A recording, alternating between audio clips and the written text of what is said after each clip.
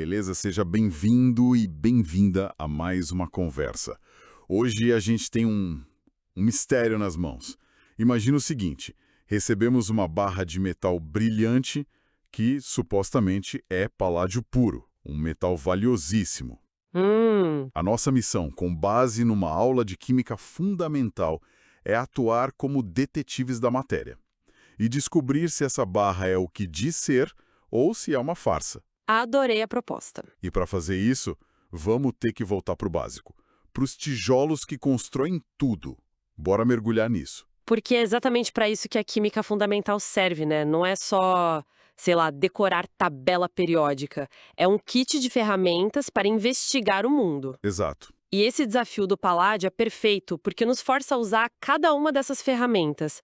O que é a matéria, como ela se organiza e, o mais importante, quais são as suas impressões digitais, que não mentem. Exato. Então, vamos começar com a primeira peça do quebra-cabeça.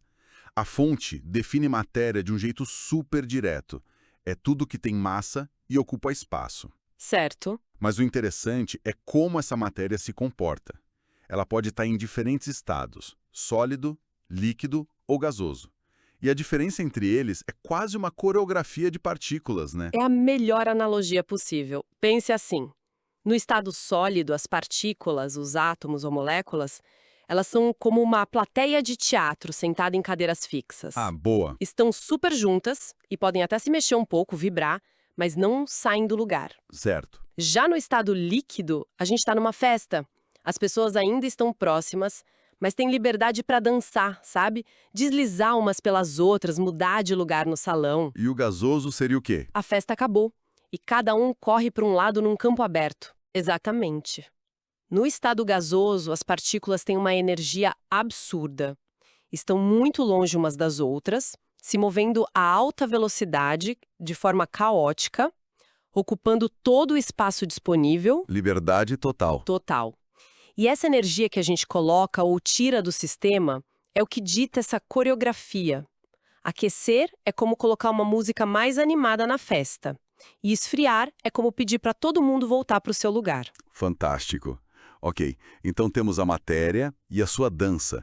O próximo passo da nossa investigação é organizar os suspeitos? A fonte divide a matéria em duas grandes categorias: substâncias puras e misturas. É aqui que a gente começa a separar o joio do trigo. Certo. E dentro das puras tem subdivisões importantes. Sim, vamos começar pelo básico. O elemento. O elemento é o nosso suspeito principal, a unidade mais fundamental. É uma substância formada por um único tipo de átomo: oxigênio, ferro, ouro, o paládio do nosso desafio. Certo. A fonte até menciona a abundância de alguns na crosta terrestre, o que é fascinante. Quase metade do chão que a gente pisa é oxigênio, Nossa. e cerca de 26% é silício. E aí é que a coisa fica maluca, porque o silício não é só areia de praia, né? Não mesmo. É o cérebro de todos os aparelhos eletrônicos que a gente está usando agora para gravar e ouvir isso. A capacidade de pegar esse elemento, que é superabundante, e purificá-lo a um nível quase absurdo, é o que separa um grão de areia de um processador de ponta. Perfeita conexão. A pureza, que é o tema do nosso mistério, é tudo na tecnologia. É tudo. E isso nos leva à diferença entre substância simples e composta. Uma substância simples é quando átomos de um mesmo elemento se juntam. O oxigênio que a gente respira não é um átomo sozinho flutuando. Ah, sim. É a molécula O2, dois átomos de oxigênio de mãos dadas. Continua sendo puro, porque só tem oxigênio ali, mas na forma de molécula. Entendi. É como ter um time só com jogadores idênticos. Já o composto seria um time com jogadores diferentes, mas que jogam sempre na mesma formação. Exato. Um composto é quando átomos de diferentes elementos se ligam quimicamente, numa proporção fixa. O exemplo clássico é a água, H2O. Sempre dois átomos de hidrogênio para um de oxigênio. Certo. Eles se unem para formar algo completamente novo, com propriedades que nem o hidrogênio nem o oxigênio sozinhos possuem, E uma mistura. sabe? Sem um compromisso químico. É a galera toda na mesma festa, mas sem formar uma banda. Certo. E essa galera na festa pode se comportar de duas maneiras, o que nos dá mais uma pista visual. A fonte fala de misturas homogêneas e heterogêneas. Isso. A diferença parece ser se a gente consegue ou não apontar e dizer, olha ali o fulano e ali o ciclano. É exatamente isso. Numa mistura homogênea, a festa é tão boa que todo mundo se mistura por igual. A composição é uniforme. A olho nu não dá para distinguir. Não dá. A fonte cita o latão, uma liga de cobre e zinco. Você olha para uma torneira de latão e vê um metal dourado único. É impossível dizer aqui tem um pedacinho de cobre ali um de zinco. Certo. O ar que a gente respira é outro exemplo. Uma mistura homogênea de nitrogênio, oxigênio e outros gases. Você consegue ver as fases distintas. O exemplo mais óbvio é água e óleo. Clássico. Mas o que eu acho mais legal é o do granito que a fonte menciona. Se você olhar de perto para uma bancada de granito, vai ver pontinhos de cores diferentes. Partes mais escuras, outras mais claras, umas brilhantes. É verdade. Aquilo é uma mistura heterogênea de minerais diferentes, como quartzo, feldespato e mica, todos espremidos juntos. Então, se na indústria o objetivo é, por exemplo, pegar um minério de ferro que é todo sujo, heterogêneo, e transformar numa viga de aço que é uma mistura homogênea, super controlada, o desafio é saber como separar as coisas. Exatamente. Isso me faz pensar, se o nosso paládio estiver misturado com algo, como a gente poderia separar essa impureza? Como se desfaz uma mistura? Ótima pergunta. A gente usa as propriedades únicas de cada componente com uma fraqueza para poder separá-lo. A fonte cita alguns métodos clássicos, por exemplo, o magnetismo. Ah, claro. Se a impureza no nosso paládio fosse ferro, e o paládio não é magnético, a gente poderia, em teoria, usar um ímã superpotente para pescar o ferro dali. Parece simples. E se a impureza for um sólido não magnético misturado, digamos, num líquido? Aí a gente pode usar a filtração. É o princípio de coar o café. Certo. O filtro deixa o líquido passar, mas segura as partículas sólidas. Mas olha, o método mais elegante que a fonte detalha é a destilação. Ah, essa parte é muito interessante. Porque usa a dança dos estados da matéria que a gente falou no começo. O fascinante na destilação é que a gente explora a vontade que cada substância tem de virar gás. O ponto de ebulição. Isso, o ponto de ebulição. A fonte dá o exemplo de separar um sal, como sulfato de cobre, da água. O sal não quer virar gás, já a água vira a 100 graus Celsius. Então a gente aquece a mistura. E a água evapora primeiro. Exato, ela vira gás e deixa o sal sólido para trás. Esse vapor de água é guiado por um tubo resfriado, o condensador, onde ele se assusta com o frio e volta a ser líquido pingando num novo recipiente. Então, no final, a gente tem o sal sequinho de um lado e a água puríssima do outro. Isso! É o mesmo princípio usado para dessalinizar a água do mar ou até para fazer bebidas como o uísque, né? Exatamente. A escala e a tecnologia mudam, mas o princípio fundamental é o mesmo: usar uma diferença numa propriedade inerente para forçar uma separação. E isso nos leva à peça mais importante do nosso quebra-cabeça: As propriedades da matéria. as propriedades. Sim, as impressões digitais. A fonte as divide em duas categorias, que a princípio parecem meio teóricas, mas são a chave do nosso mistério. Propriedades extensivas e intensivas. E a diferença é crucial. Uma propriedade extensiva depende do tamanho da amostra. Massa, por exemplo. Certo. Uma barra de 1 kg de paládio tem menos massa que uma de 2 quilos, óbvio.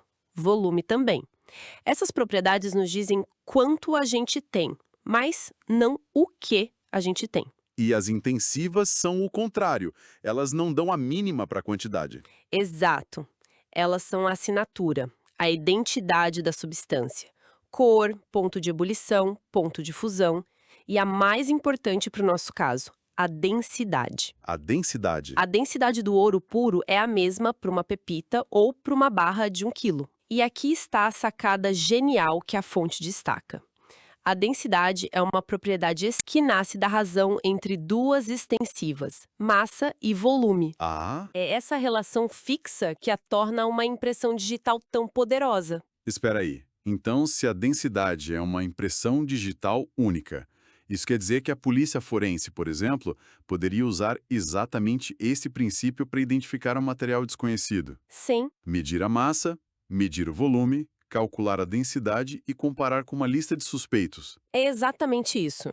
É um dos pilares da ciência dos materiais e da análise forense. E é precisamente isso que o estudante X do nosso problema precisa fazer. Certo. Ele tem a barra, tem uma balança, uma régua e uma pergunta.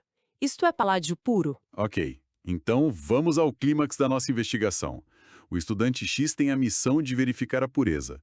A gente sabe, pela fonte, que a impressão digital do paládio puro é uma densidade de 12,02 gramas por centímetro cúbico. Esse é o nosso valor de referência. Exato. Agora ele precisa medir a dele. E para isso, ele precisa das duas propriedades extensivas, massa e volume. A massa é fácil. Sim, ele usa uma balança e a fonte nos diz que deu 96,03 gramas. O volume é o truque. Porque a barra é um cilindro. Isso. Então ele precisa medir o comprimento e o diâmetro. A fonte nos dá esses números: 10,7 centímetros de comprimento e 9,82 milímetros de diâmetro. E aqui entra a parte que pode pegar muita gente. As unidades têm que falar a mesma língua. Não pode misturar centímetros com milímetros. Perfeito. Esse é o detalhe que separa o sucesso do fracasso. Ele precisa converter tudo para centímetros. Uma vez que ele faz isso, o resto é aplicar a geometria básica para achar o volume do cilindro. Certo. Não precisamos nos prender na fórmula exata, mas a lógica é usar essas medidas para calcular quanto espaço a barra ocupa. A fonte faz essa conta e chega a um volume de 8,10 centímetros cúbicos. Então agora temos as duas peças. A massa, 96,03 gramas, Certo? e o volume, 8,10 centímetros cúbicos. É o momento da verdade. Agora é só dividir uma pela outra para encontrar a tal impressão digital. E o resultado que a fonte apresenta é de... 11,8 gramas por centímetro cúbico. E aí está, o veredito. A densidade de referência do paládio puro é 12,02.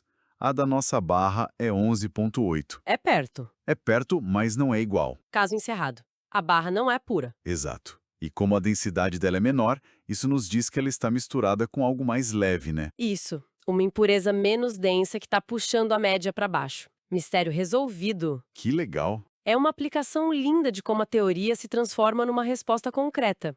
Mas a fonte não para aí.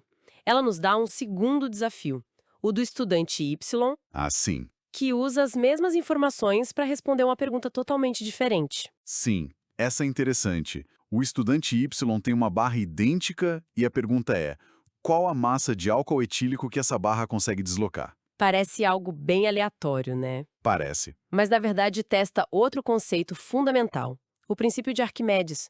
Quando você mergulha um objeto, o volume de líquido que sobe ou transborda é exatamente igual ao volume do objeto. Ah, claro. E a gente já fez o trabalho sujo para o estudante Y.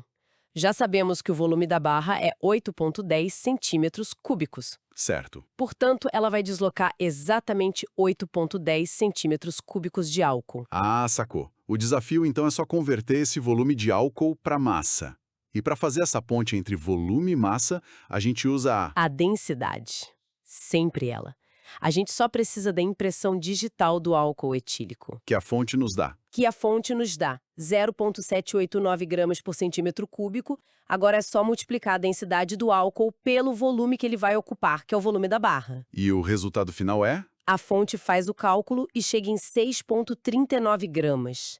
A barra deslocaria 6,39 gramas de álcool etílico. Que jornada!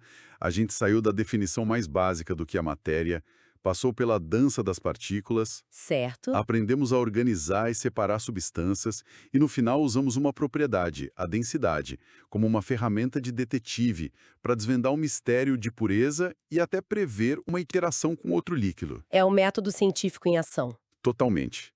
E mostra como esses conceitos estão todos interligados, sabe? A abundância do silício que mencionamos no começo, ela só se torna útil por causa da nossa capacidade de purificá-lo usando métodos de separação. Faz sentido. Porque entendemos o que são misturas homogêneas. Esses fundamentos não são só um capítulo no livro de química, são as regras do jogo do mundo material. Perfeito. E para fechar, vamos deixar um pensamento final para continuar a investigação. A gente descobriu que a barra de paládio não era pura porque a sua densidade estava errada. A densidade é uma propriedade intensiva. Certo. A Fons também mencionou outras, como magnetismo e solubilidade. Então a questão que fica é, considerando que existe uma impureza desconhecida na nossa barra, que outro tipo de propriedade intensiva ou qual método de separação que discutimos a gente poderia usar para tentar descobrir o que é essa impureza ou talvez até mesmo isolá-la do paládio?